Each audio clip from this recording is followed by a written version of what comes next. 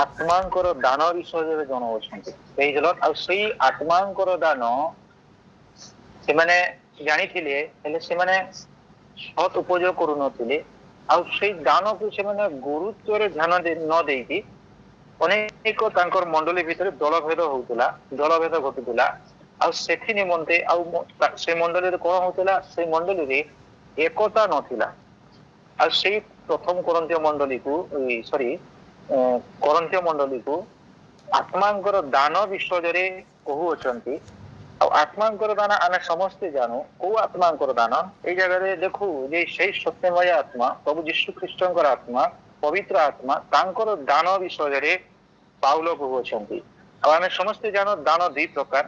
ପବିତ୍ର ଆତ୍ମାଙ୍କର ଦାନ ଦୁଇ ପ୍ରକାର, ଗୋଟେ ଆତ୍ମାଙ୍କର ଫଳ, ଆଉ ଗୋଟେ ହଉଛି ବିଶେଷ ଦାନ। ମାନେ ଆତ୍ମାଙ୍କର ଫଳ ଗାଲାତ୍ୟ 5:22 ଲେଖା ହେଇଅଛି, ଆମେ ସମସ୍ତେ ଜାଣୁ। ହେଲେ ଏଇ ଜାଗାରେ ପବିତ୍ର ଆତ୍ମାଙ୍କର ଦାନ ବିଷୟରେ ଲେଖା ହେଇଅଛି।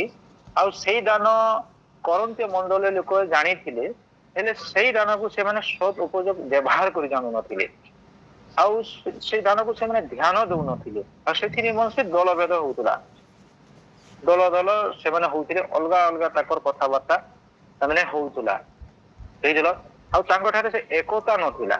ଆଉ ସେଥି ନିମନ୍ତେ ସେ ବିଷୟ ଲେଖା ହେଇଅଛି। ତ ଏଇ ବାକ୍ୟ ଆମ ମଣ୍ଡଳୀ ମାନଙ୍କୁ କୁହା ହଉଛି କି ପାଉଲ କହୁଛନ୍ତି ଯେ ଆମ ଠାରେ ବି ଯଦି ସେଇ ଦାନ ଅଛି, ଆଉ ସେଇ ଦାନକୁ ଯଦି ଆମେ ସତ୍ ଉପଯୋଗ ଯଦି ବ୍ୟବହାର କରୁନାହୁଁ, ଆଉ ସେଇ ଦାନକୁ ଯେମିତି ଧ୍ୟାନ ଦଉନାହୁଁ, ଆଉ ଆମ ଠାରେ ଯଦି ସେ ଏକତା ନାହିଁ, ତାହେଲେ ଏଇ ବାକ୍ୟ ଆମକୁ ବି ପାଉଲ କହୁଅଛନ୍ତି।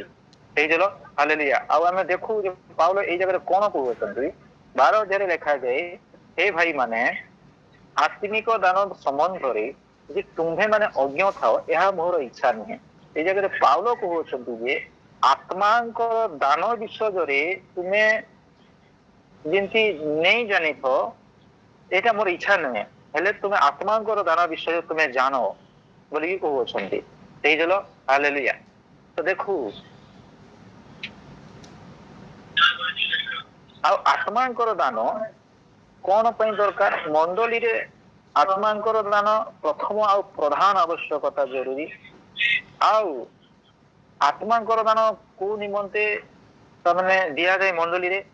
ପ୍ରଭୁ ଯୀଶୁ ଖ୍ରୀଷ୍ଟଙ୍କର ତାର ଆଳୌକିକ ଶକ୍ତି ପ୍ରକାଶିତ ହେବା ନିମନ୍ତେ, ତାପରେ ଈଶ୍ୱରଙ୍କର ରାଜ୍ୟ ବୃଦ୍ଧି ହେବା ନିମନ୍ତେ ପବିତ୍ର ଆତ୍ମା ସେ ନିଜର ସ୍ୱ ଇଚ୍ଛା ଅନୁସାରେ ଦାନ ଦିଅନ୍ତି। ମଣ୍ଡଳୀର ଉନ୍ନତି ନିମନ୍ତେ, ମଣ୍ଡଳୀର ନିଷ୍ଠା ନିମନ୍ତେ, ମଣ୍ଡଳୀର ହିତ ନିମନ୍ତେ। ଆଉ ସମସ୍ତେ ଯେମିତି ସେଇ ଆଲୋଚିତ ପ୍ରଭୁ ଯୀଶୁ ଖ୍ରୀଷ୍ଟଙ୍କର ନିକଟକୁ ଆସିବେ, ସମସ୍ତେ ଜାଣିବେ, ସେଥି ନିମନ୍ତେ ଆତ୍ମା ମଣ୍ଡଳୀରେ ଅନେକ ଜରିଆରେ ସମସ୍ତଙ୍କୁ ସମସ୍ତ ଦାନ ଦିଅନ୍ତିନି। ଯାହାକୁ ଇଚ୍ଛା ସେଇପରି ସେ ଆତ୍ମା ଦାନ ଦିଅନ୍ତି। ହେଲେ ସେଇ ଆତ୍ମାଙ୍କର ଦାନ ଦେଖନ୍ତୁ, ଏଇ ଜାଗାରେ ଲେଖାଯାଏ, ଆମେ ସମସ୍ତେ ଜାଣୁ, ଆମେ ପଢିବା ଯେ ସେ ଆତ୍ମାଙ୍କର ଦାନ କେତେ ପ୍ରକାର ଅଛି। ଆଉ ସେଇ ବିଷୟରେ ପାଉଲ କହୁଛନ୍ତି 12 ପଦରେ ଯେ ତମେ ସେ ବିଷୟରେ ତୁମେ ମାନେ ଅଜ୍ଞ ଥାଅ, ଜାଣିଥାଉ ସେ ବିଷୟର କଥା ବୋଲିକି କହୁଅଛନ୍ତି। ତାପରେ 2 ପଦରେ ଲେଖାଯାଏ, ତୁମ୍ଭେ ମାନେ ଜାଣ ଯେ ଯେତେବେଳେ ତୁମ୍ଭେ ମାନେ ବିଜାତି ଥିଲ, ସେତେବେଳେ ଯେପରି ପରିଚାଳିତ ହେଉଥିଲ, ସେହିପରି ଭ୍ରାନ୍ତ ଭାବରେ ଚାଲିତ ହୋଇ ମୂକ ପ୍ରତିମା ମାନଙ୍କର ଅନୁଗତ ଥିଲ। ହେଇଗଲ। ଇୟାରେ ଦେଖୁ ଯେ କରନ୍ତୀୟ ମଣ୍ଡଳୀକୁ କହୁଛନ୍ ଯେ ଯେତେବେଳେ ତୁମେ ମାନେ ବିଜାତି ଥିଲ, ପ୍ରଭୁ ଯୀଶୁଙ୍କୁ ଜାଣିନଥିଲ, ଗ୍ରହଣ କରିନଥିଲ, ସେତେବେଳେ ଗୋଟେ ପରିଚାଳିତ ହଉଥିଲ। ଗୋଟେ ତମକୁ ଜଣେ କିନେ ପରିଚାଳିତ କରୁଥିଲା। ଆଉ ସେ ଯାହା କରୁଥିଲା, ଯେ ବିଷୟ କହୁଥିଲା, ସେ ବିଷୟରେ ତମେ କରୁଥିଲ। ଆଉ ସେଥିରେ ତମେ ଭ୍ରାନ୍ତ ଭାବରେ ଚାଳିତ ହଉଥିଲ। ଆଉ କାହାର ଅନୁଗତ ହେଇଥିଲା ବୋଲି ଲେଖା ହେଇଛି? ମୂକ ପ୍ରତିମା ମାନଙ୍କର ଅନୁଗତ ହୋଇଥିଲା ବୋଲିକି କୁହାହଉଛି। ତ ଏଇ ଜାଗାରେ ଆମେ ଜାଣୁ ଯେ ଜଣେ ବିଜାତି ହଉ କି ସ୍ୱଜାତି ହଉ, ଜଣେ ପରିଚାଳିତ କରେ। ବୁଝିଲ? ହେଲେ ଏଇ ଜାଗାରେ ଯେଉଁମାନେ ବିଜାତି ଥିଲେ, ସେମାନେ କୋଉଥିରେ ସେମାନେ ପରିଚାଳିତ ହଉଥିଲେ? ମୂକ ପ୍ରତିମା ମାନଙ୍କର ଅନୁଗତ ହଉଥିଲେ। ଯେଉଁମାନେ ସେମାନେ କଥା କହିପାରୁନଥିଲେ, ସେଇମାନଙ୍କର ଠାରେ ସେମାନେ ପରିଚାଳିତ ହଉଥିଲେ। ବୁଝିଲ? ହାଲେଲୁୟା। ହେଲେ 3 ପଦରେ ଲେଖାଯାଏ, ସେଥିପାଇଁ ମୁଁ ତୁମମାନଙ୍କୁ ଜଣାଉଅଛି, ଈଶ୍ୱରଙ୍କର ଆତ୍ମା ପ୍ରାପ୍ତ ହୋଇ କଥା କହିବା କୌଣସି ଲୋକ ଯୀଶୁ ଅଭିଶପ୍ତ ବୋଲି କୁହେ ନାହିଁ। ଦେଖନ୍ତୁ ଯେ ଏଇ ଜାଗାରେ ବି ଯେତେବେଳେ ଆତ୍ମା ପରିଚାଳିତ ନ କରବାର ଯାଏ, ଜଣେ ଈଶ୍ୱରଙ୍କର ଆତ୍ମା ପ୍ରାପ୍ତ ହୋଇଥିବା କଥା କହିବାର କୌଣସି ଲୋକ ଯୀଶୁ ଅଭିଶପ୍ତ ବୋଲିକି ସେ କହି ନି ପାରେ, ଆତ୍ମା ତାହାଙ୍କୁ ଚାଲନା ନ ଦେବାର ପର୍ଯ୍ୟନ୍ତ। ହେଇଗଲ। ଆଉ ଯେଉଁ ପର୍ଯ୍ୟନ୍ତ ଦେଖୁ ଦ୍ୱିପଦରେ ସେମାନେ ମୂକ ପ୍ରତିମା ମାନଙ୍କର ପରିଚାଳିତ ହଉଥିଲେ, ସେମାନଙ୍କର ଅନୁଗତ ହଉଥିଲେ। ହେଲେ ଏଇ ଜାଗାରେ ଲେଖାଯାଏ ଯେ ଆତ୍ମା ପରିଚାଳିତ ନ କରବାର ଯାଏ ସେ ଯୀଶୁ ଅଭିଶପ୍ତ ବୋଲିକିରି କେହି କହି ନି ପାର। ତାପରେ କହୁଛନ୍ ପୁଣି କୌଣସି ଲୋକ ପବିତ୍ର ଆତ୍ମା ପ୍ରାପ୍ତ ନ ହୋଇ ଯୀଶୁ ପ୍ରଭୁ ବୋଲି କହିପାରେ ନାହିଁ ବୋଲିକି କହୁଛି। ହେଇଗଲ। ହାଲେଲୁୟା। ଆମେ ଯେଉଁ ପର୍ଯ୍ୟନ୍ତ ଆତ୍ମା ଆମକୁ ଚାଳନା ନ ଦେବେ, ପରିଚାଳିତ ନ କରିବେ, ଆମେ ପ୍ରଭୁ ଯୀଶୁ ପ୍ରଭୁ ବୋଲିକିରି ଆମେ କହିପାରବାନି ମୁଖରେ। ସେ ବିଷୟ କଥା କହୁଛନ୍ତି। ହେଇଗଲ। ହାଲେଲୁୟା। ତ ଆମେ ଯେତେବେଳେ ପ୍ରଭୁ ଯୀଶୁ ଖ୍ରୀଷ୍ଟଙ୍କୁ ଆମେ ସ୍ୱୀକାର କଲା, ଗ୍ରହଣ କଲା, ତ ସେଇ ଦିନ ଠାରୁ ଆମକୁ କିଏ ଚାଳନା କଲେ? ପବିତ୍ର ଆତ୍ମା ଚାଳନା କଲେ, ଆଉ ସେ ପରିଚାଳିତ କଲେ।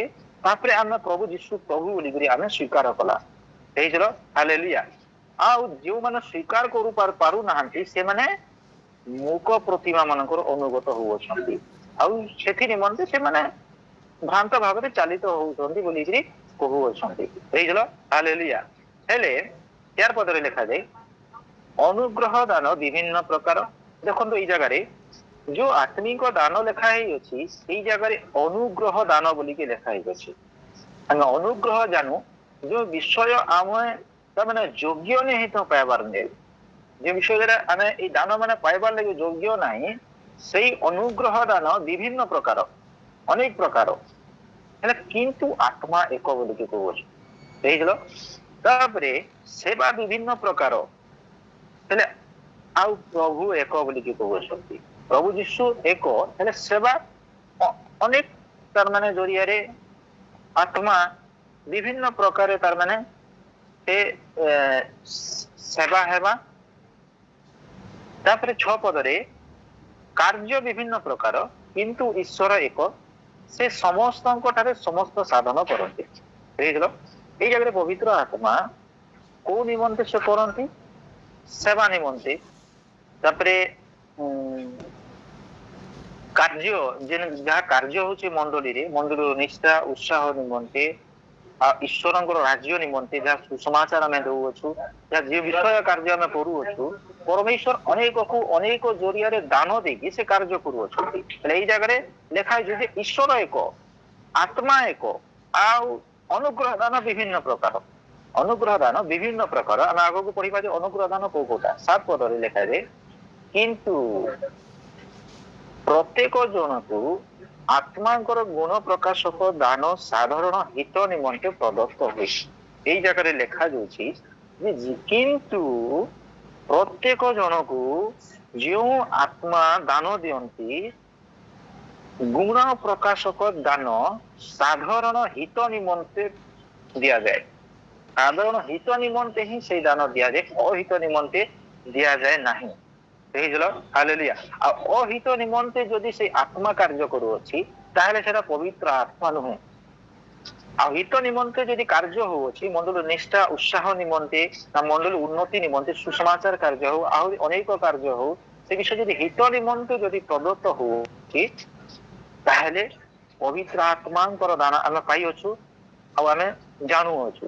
ତାପରେ 8 ପଦରେ କାରଣ ଜଣକୁ ଆତ୍ମାଙ୍କର ଦ୍ଵାରା ବୁଦ୍ଧିର ବାକ୍ୟ, ଅନ୍ୟ ଜଣକୁ ସେହି ଆତ୍ମାଙ୍କର ଶିକ୍ଷା ଅନୁଯାୟୀ ଜ୍ଞାନର ବାକ୍ୟ। ଦେଖନ୍ତୁ ଏଇ ଜାଗାରେ ଲେଖାଯାଏ କାରଣ ଜଣକୁ ଆତ୍ମାଙ୍କର ଦ୍ଵାରା ବୁଦ୍ଧିର ବାକ୍ୟ। ଏଇ ଯୋଉ ବାକ୍ୟ ଅଛି, ପରମେଶ୍ୱରଙ୍କର ବାକ୍ୟ ଅଛି, ସେଟା ବୁଦ୍ଧିର ସହିତ ସେ ବାକ୍ୟ କହିବ, ଆଉ ଅନ୍ୟ ଜଣକୁ ସେହି ଆତ୍ମାଙ୍କର ଶିକ୍ଷା ଅନୁଯାୟୀ ଜ୍ଞାନର ବାକ୍ୟ। ସେ ପବିତ୍ର ଆତ୍ମା ତାକୁ ଶିକ୍ଷା ଅନୁଯାୟୀ ସେଟାକୁ ଜ୍ଞାନ ଦେଇଥିବେ, ଆଉ ସେଇପରି ସେ ବାକ୍ୟ କହିବ। ଦେଖ ଏଇ ଜାଗାରେ 2ଟା ବିଷୟ ଦାନ ଲେଖା ହେଇଛି, ଆତ୍ମାଙ୍କର ଦ୍ଵାରା ବୁଦ୍ଧିର ବାକ୍ୟ, ଆଉ ଗୋଟେ ହଉଛି ଆତ୍ମାଙ୍କର ଶିକ୍ଷା ଅନୁଯାୟୀ ଜ୍ଞାନର ବାକ୍ୟ। ହେଇଗଲ। ହାଲେଲୁୟା। ତାପରେ ଅପର ଜଣକୁ ଆଉ ଜଣେ କିଏ ଆତ୍ମାରେ ସେହି ଆତ୍ମାଙ୍କର ଦ୍ଵାରା ବିଶ୍ୱାସ, ଆଉ ଜଣକୁ ସେହି ଏକ ଆତ୍ମାଙ୍କର ଦ୍ଵାରା ଆରୋଗ୍ୟ କରିବାର ଶକ୍ତି। ହେଇଗଲ। এই জায়গায় বিশ্বাস আসিলা, তারপরে আରୋଗ୍ୟ କରିବାର ଶକ୍ତି। ହେଲେ ଗୋଟେ ବିଶ୍ୱାସ କରବାରଟା ଗୋଟେ ପବିତ୍ର ଆତ୍ମାଙ୍କର ଗୋଟେ ଦାନ ଅଛି। ଏହାର ବିଶ୍ୱାସ ଦ୍ୱାରା ସେ କାର୍ଯ୍ୟ ହେବ। ତାପରେ ଆରୋଗ୍ୟ କରିବାର, ହିଲିଂ କରିବାରଟା ଗୋଟେ ଆତ୍ମାଙ୍କର ଦାନ ଅଛି। ଆଉ ଏଇ ଜାଗାରେ ଲେଖା ଯାଉଛି ଯେ କିନି, କାରଣ ଜଣକୁ ଗୋଟେ ଆତ୍ମାଙ୍କର ଦ୍ୱାରା ବୁଦ୍ଧିର ବାକ୍ୟ, ଆଉ ଅପର ଜଣକୁ ଆତ୍ମାଙ୍କର ଦ୍ୱାରା ବିଶ୍ୱାସ, ଆଉ ଆଉ ଜଣେ କେ ଆତ୍ମାଙ୍କର ଦ୍ୱାରା ଆରୋଗ୍ୟ କରିବାର ଶକ୍ତି। ପବିତ୍ର ଆତ୍ମା ତାଙ୍କର ତାମାନେ ପବିତ୍ର ଆତ୍ମା ତାଙ୍କ ସ୍ୱ ଇଚ୍ଛାରେ ସେ ଦାନ ବିତରଣ କରିବେ, ସ୍ୱ ଇଚ୍ଛାରେ ଦାନ ବିତରଣ କରିବେ, ଯାହାକୁ ଯୋଉ ଦାନ ସେ ଦେବେ। ତାପରେ ଅନ୍ୟ ଜଣକୁ ନାନା ଶକ୍ତିର କାର୍ଯ୍ୟ ସାଧନ କରିବାର, ଆଉ ଜଣକୁ ଭାବବାଣୀ କହିବାର, ଆଉ ଅନ୍ୟ ଜଣକୁ ଭିନ୍ନ ଭିନ୍ନ ଆତ୍ମା ଚିହ୍ନିବାର। ଦେଖନ୍ତୁ ଏଇ ଜାଗାରେ ନାନା ଶକ୍ତିର କାର୍ଯ୍ୟ, ଶକ୍ତିର କାର୍ଯ୍ୟ, ଆଲୌକିକ ଶକ୍ତିରେ ସେ କାର୍ଯ୍ୟ ହେବ, ଆଉ ଭାବବାଣୀ କହିବାର, ଆଉ ଅନ୍ୟ ଜଣକୁ ଭିନ୍ନ ଭିନ୍ନ ଆତ୍ମା ଚିହ୍ନିବାର। ଆତ୍ମା ଚିହ୍ନିବାର ଗୋଟେ ଗୋଟେ ଦାନ ଅଛି। ଆଉ ସେଇ ଦାନ ଆମେ ଯଦି କିନି ପାଇଅଛୁ, ତାହେଲେ ଆମେ ଆତ୍ମା ମାନଙ୍କୁ ଚିହ୍ନି ପାରିବା ଯେ ସେଟା ପବିତ୍ର ଆତ୍ମା, ନା ସେଟା ଅଶୁଚି ଆତ୍ମା, ନା ସେଟା ଆହୁରି ବିନଶ୍ୱର ଆତ୍ମା, ଅନ୍ଧକାର ଶକ୍ତି। ଆମେ ସେ ବିଷୟକୁ ଆମେ କିନି ଚିହ୍ନି ପାରିବା, ଜାଣିପାରିବା। ତାପରେ ଭାବବାଣୀ କହିବାର କଥା ଆମେ ଜାଣୁ ସମସ୍ତେ। ଭାବବାଣୀ କୋଉ ନିମନ୍ତେ କୁହାଯାଏ? ମଣ୍ଡଳୀର ନିଷ୍ଠା ନିମନ୍ତେ, ମଣ୍ଡଳୀର ଉନ୍ନତି ନିମନ୍ତେ ଭାବବାଣୀ କୁହାଯାଏ। ବୁଝିଲ? ଆଉ ସେଇ ବିଷୟ ଯଦି ହଉଅଛି ମଣ୍ଡଳୀରେ, ତାହେଲେ ଆମେ ଆତ୍ମାଙ୍କର ଦାନ ପାଇଅଛୁ। ଆଉ ଯଦି ମଣ୍ଡଳୀର ନିଷ୍ଠା ନିମନ୍ତେ, ଉତ୍ସାହ ନିମନ୍ତେ ଯଦି ଭାବବାଣୀ ହଉନାହିଁ, ତାହେଲେ ସେଟା ପବିତ୍ର ଆତ୍ମାଙ୍କର ଦାନ ହେଇପାରିବ ନାହିଁ। ତାପରେ ଆଉ ଜଣକୁ ବିଭିନ୍ନ ପରଭାଷା କହିବାର, ଆଉ ଅନ୍ୟ ଜଣକୁ ଭାଷାର ଅର୍ଥ କରିବାର ଶକ୍ତି ଦାନ କରାଯାଏ। ବିଭିନ୍ନ ପରଭାଷା, ଅନେକ ଭାଷା କହିବାର ଶକ୍ତି, ଆଉ ଜଣକୁ ଭାଷାର ଅର୍ଥ କରିବାର ଶକ୍ତି ଦାନ କରାଯାଏ। ବୁଝିଲ? ହାଲେଲୁୟା। ତାପରେ 11 ପଦରେ କିନ୍ତୁ ଲେଖାଯାଏ, କିନ୍ତୁ ସେ ଏକମାତ୍ର ଆତ୍ମା ଆପଣା ଇଚ୍ଛା ଅନୁସାରେ ପ୍ରତ୍ୟେକ ଜଣକୁ ପୃଥକ ପୃଥକ ରୂପେ ଦାନ ବିତରଣ କରି ଏହି ସମସ୍ତ କର୍ମ ସାଧନ କରନ୍ତି। ବୁଝିଲ? ହାଲେଲୁୟା। ଏଇ ଜାଗାରେ ଦେଖନ୍ତୁ, କିନ୍ତୁ ଏକମାତ୍ର ଆତ୍ମା ନିଜର ଇଚ୍ଛା ଅନୁସାରେ ପ୍ରତ୍ୟେକ ଜଣକୁ ସେ ଦାନ ବିତରଣ କରନ୍ତି। ବୁଝିଲ? ହାଲେଲୁୟା। କଣ ପାଇଁ ଦାନ ବିତରଣ କରନ୍ତି? ଈଶ୍ୱରଙ୍କର ଯୋଉ ଆଲୌକିକ ପ୍ରକାଶିତ କରିବା ନିମନ୍ତେ। ବୁଝିଲ? ହାଲେଲୁୟା। ତ ଦେଖୁ ଯେ ଏଇ ଜାଗାରେ ଯଦି ଆତ୍ମା ଏମିତି ହେବନି ଯେ ଜଣେକୁ ପବିତ୍ର ଆତ୍ମା ଆରୋଗ୍ୟ କରିବାର ଖାଲି ଶକ୍ତି ଦାନ ଦେବେ, ଆଉ ତାହାକୁ ବିଶ୍ୱାସ କରିବାର ଶକ୍ତି ଦେବେ ନାହିଁ, ଦାନ ପାଇବେ ନାହିଁ, ନା ଜଣେ ଖାଲି ଗୋଟେ ଦାନ ପାଇବା, ସେମିତି ବିଷୟ କଥା ନାହିଁ। ତଳେ ଗୋଟେ ଲେଖା ଅଛି ଯେ ସମସ୍ତ ଦାନ ପାଇବା ନିମନ୍ତେ ଏକାନ୍ତ ଇଚ୍ଛୁକ ହୁଅ ବୋଲିକି ପାଉଲ କହୁଅଛନ୍ତି। ବୁଝିଲ? ହାଲେଲୁୟା। ଆଉ ଦେଖୁ ଯାହାବି ଯୋଉ ବିଷୟ ବି ଦାନ ଏଇ ଜାଗାରେ ଲେଖା ଯେ ଯୋଉ 9ଟା ଦାନ ଅଛି ପବିତ୍ର ଆତ୍ମାଙ୍କର ଦାନ, ସେଇ ଦାନ ମାନେ କରନ୍ତି ମଣ୍ଡଳୀ ଲୋକମାନେ ଜାଣିଥିଲେ, ଆଉ ସେଇ ଦାନକୁ ସଦୁପଯୋଗରେ ବ୍ୟବହାର କରୁନଥିଲେ, ଆଉ ସେଇ ଦାନକୁ ସେ ଗୁରୁତ୍ୱ ଦଉନଥିଲେ। ଆଉ ସେଥି ନିମନ୍ତେ ସେଇ ମଣ୍ଡଳୀରେ କଣ ହଉଥିଲା? ଦଳଭେଦ ହଉଥିଲା, ଆଉ ସେ ମଣ୍ଡଳୀରେ କଣ? ଏକତା ରହୁନଥିଲା।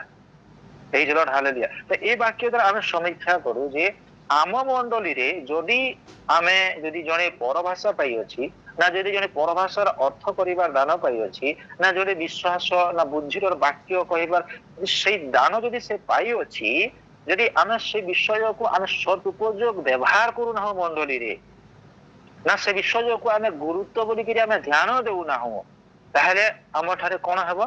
ଆମଠାରେ ୟୁନିଟି ରହିବ ନାହିଁ, ଏକତା ରହିବ ନାହିଁ। ବୁଝିଲ? ହାଲେଲୁୟା। ଆଉ ଯଦି ଆମେ ପାଇଅଛୁ, ଆଉ ଆମେ ସେଇ ଦାନକୁ ଆମେ ସତ୍ ଉପଯୋଗରେ ବ୍ୟବହାର କରୁଅଛୁ, ଆଉ ଆମେ ସେ ଦାନକୁ ଆମେ ଧ୍ୟାନ ଦେଉଅଛୁ। ଦେଖନ୍ତୁ ଗୋଟେ କଥା, ଯଦି ମତେ ପରଭାଷାର ଦାନ ଦେଇଅଛନ୍ତି, ନା ମତେ ଭାବବାଣୀ କହିବାର ଦାନ ଦେଇଅଛନ୍ତି, ଯଦି ସେଇ ଦାନକୁ ମୁଁ ଯଦି ସତ୍ ଉପଯୋଗ ଯଦି ବ୍ୟବହାର କରିବି ନାହିଁ, ଆଉ ସେ ବିଷୟକୁ ଧ୍ୟାନ ଦେବି ନାହିଁ, ତାହେଲେ କଣ ହେବ?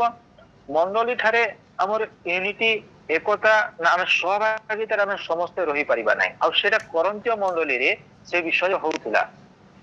ଆଉ ସେଥି ନିମନ୍ତେ ଏକ ପଦରେ ସେ କହୁଅଛନ୍ତି ଯେ आत्मिक दान संबंधी जे तुम्हें मैंने अज्ञ था यह मोर इच्छा नुहे ए विषय मोर इच्छा नुहे जे तुम्हें से विषय न जानी हेले तुम्हें जान जे से दान कौन आ से दान विषय से माने जानी पारु नथिले आ से दान को से माने सत्य भाबे व्यवहार करि पारु नथिले सद उपयोग व्यवहार करि पारु नथिले एई जलो हालेलुया अनेक लोक कहंती जे से खाली अनेक लोग केते लोग कहंती जे कि पर भाषा खाली कहिले खाली से आत्मांकर दान पाई अछि बोली करी हेले एई जगह जो जदि कि वाक्य को बुद्धिर वाक्य द्वारा आ आत्मांकर शिक्षा ने जदि ज्ञानर वाक्य द्वारा से जदि कि कथा कहू अछि आमे देखू जे शिष्य माने जो कार्य कहूथिले जो कार्य करूथिले जो वाक्य भांगुथिले कहूथिले आचंबित होई उथिले लोके सुनिकी एमाने एते पाठ पढ़ी न पढ़ी के एते शिक्षा एते ज्ञान केमती पाइले बोली प्रभु यीशु ख्रीष्टन को निजे भी कहूथिले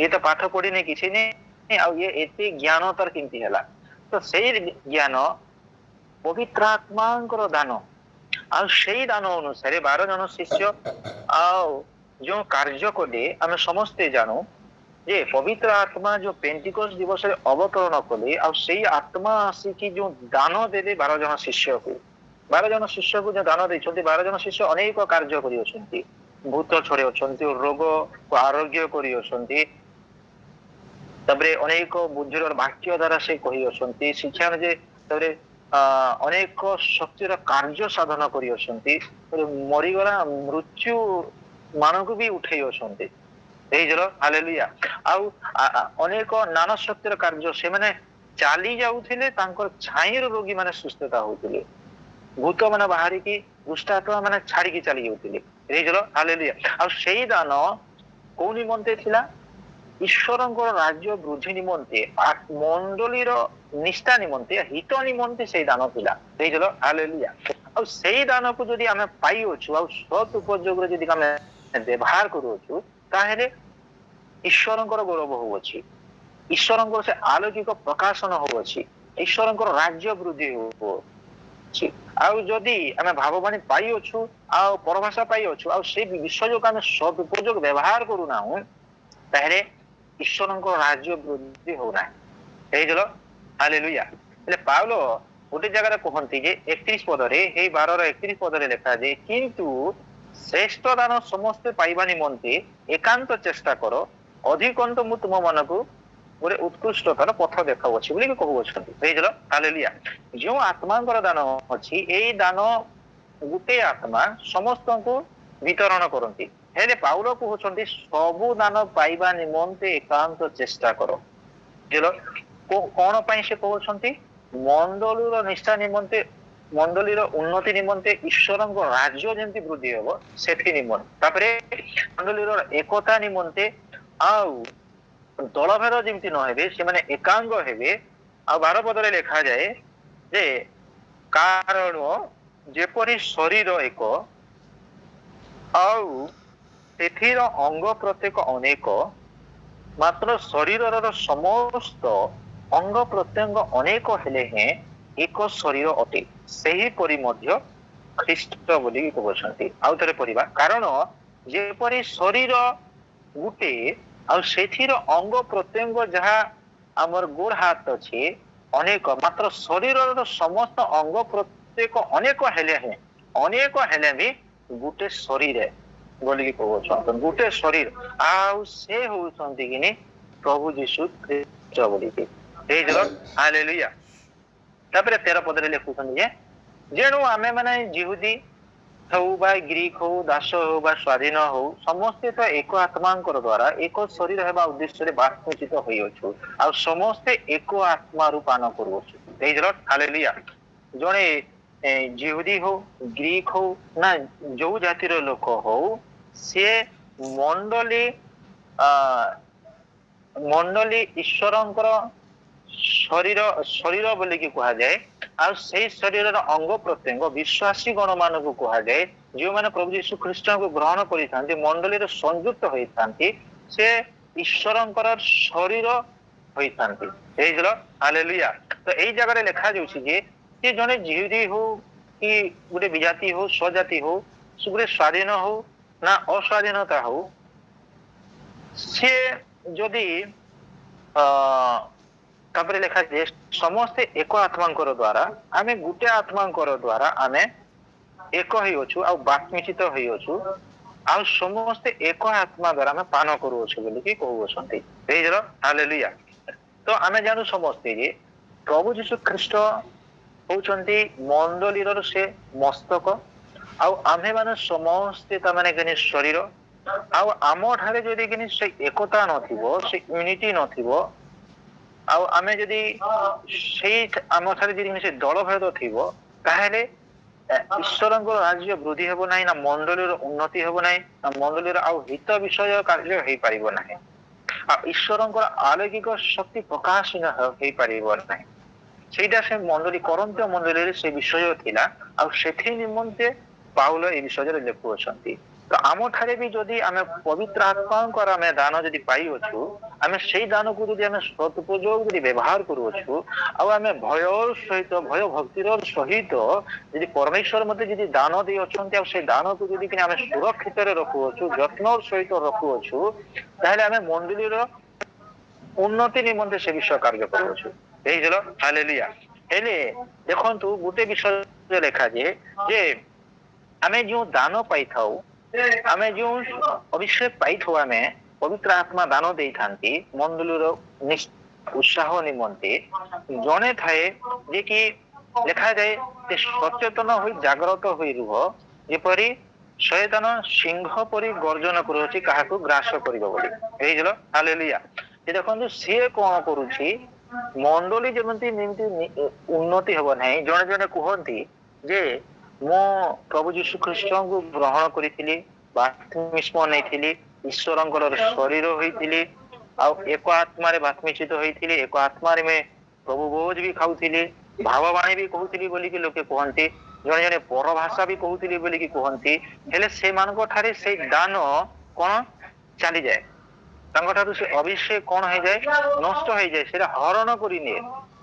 କଣ କଣ ହେଇଯାଏ ଯେ ଆମେ ବାତ୍ମିଚିତ ହେଇଥାଉ ଆଉ ଈଶ୍ୱରଙ୍କର ଶରୀର ହେଇଥାଉ ତ ଆମେ ଯେତେବେଳେ ଆମ ଠାରେ ପାପ ହେଇଥାଏ ଆମେ ଯେତେବେଳେ ଆତ୍ମାଙ୍କର ଦାନକୁ ଆମେ କିନି ଧ୍ୟାନ ଦେଇନଥାଉ ସଦୁପଯୋଗ ବ୍ୟବହାର କରିନଥାଉ ଆମେ ତାମାନେ ହେଲୁଆ ହେଇଯାଇଥାଉ ଯେତେବେଳେ ଆମେ ହଁ କିଛି ନାଇଁ ହୁଏ ଯେତେବେଳେ ଆମେ ଧ୍ୟାନ ନେଇ ସେ ବିଷୟକୁ ତ କାଣା ହୁଏ ଆମ ଠାରୁ ସେ ବିଷୟ ହରଣ ଚାଲିଯାଏ ଆମ ଠାରୁ।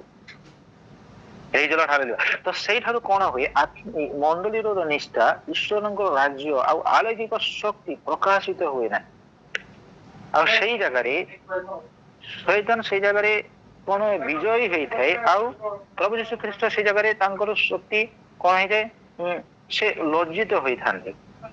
ହାଲେଲୁୟା। ହେଲେ ଏଇ ଜାଗାରେ ପାଉଲ କହୁଛନ୍ତି ଯେ ସମସ୍ତ ଦାନ ପାଇବା ନିମନ୍ତେ ଏକାନ୍ତ ଚେଷ୍ଟା କର ଆଉ ଯଦି ଆମେ ମଣ୍ଡଳୀ ନିମନ୍ତେ ନିଷ୍ଠା ନିମନ୍ତେ ଯଦି ଆମେ ଦାନ ପାଇଅଛୁ ଆମେ ସଦ୍ ଉପଯୋଗ ଯଦି ବ୍ୟବହାର କରୁଅଛୁ ଆଉ ସେଟା କେମିତି ଧ୍ୟାନ ଦେଇକି ଗୁରୁତ୍ୱର ସହିତ ଧ୍ୟାନ ଦେଇକି ଆମେ ଯଦି ସେ ବିଷୟ ଯଦି ଆମେ ଯଦି ରଖିବା ତାହେଲେ ଈଶ୍ୱରଙ୍କ ରାଜ୍ୟ ବୃଦ୍ଧି ହେବ ଆଉ ସେଟା ଫାଷ୍ଟ କାହାର ଉନ୍ନତି ହେବା ଆମର ଉନ୍ନତି ହେବା ଆମର ଆତ୍ମିକ ବୃଦ୍ଧି ହେବା ତାପରେ ମଣ୍ଡଳୀର ଉନ୍ନତି ହେବା ଆତ୍ମିକ ବୃଦ୍ଧି ହେବା ତାପରେ ଆମର ଘରେ ଆମର ପଡୋଶୀ ଆମର ଗାଁରେ ସେ ବିଷୟ ସେ କାର୍ଯ୍ୟ ମାନେ ହେବ।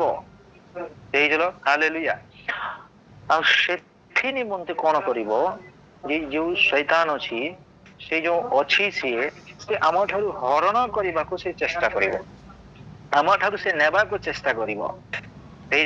ଆଉ ସେ ଯେମିତି ନ ନେବ ନେଇପାରିବ ନାହିଁ ଆମେ କଣ କରିବା ଆମେ ଜାଗ୍ରତ ହେବା ଆଉ ସେଇ ଦାନକୁ ଆମେ ସତ୍ ଉପଯୋଗରେ ବ୍ୟବହାର କରିବା ଆଉ ଗୁରୁତ୍ୱ ଦେଇକି ଧ୍ୟାନ ଦେବା ତାହେଲେ ଆମ ଠାରେ ଆତ୍ମିକ ଉନ୍ନତି ହେବ ମଣ୍ଡଳୀ ଆହୁରି ଆଗକୁ ବଢିବ ଈଶ୍ୱରଙ୍କ ରାଜ୍ୟ ଆହୁରି ବୃଦ୍ଧି ହେବ ଆମର ପଡୋଶୀ ଆମର ଗାଁ ଲୋକେ ଆହୁରି ପ୍ରଭୁ ଯୀଶୁ ଖ୍ରୀଷ୍ଟଙ୍କୁ ଜାଣିପାରିବେ।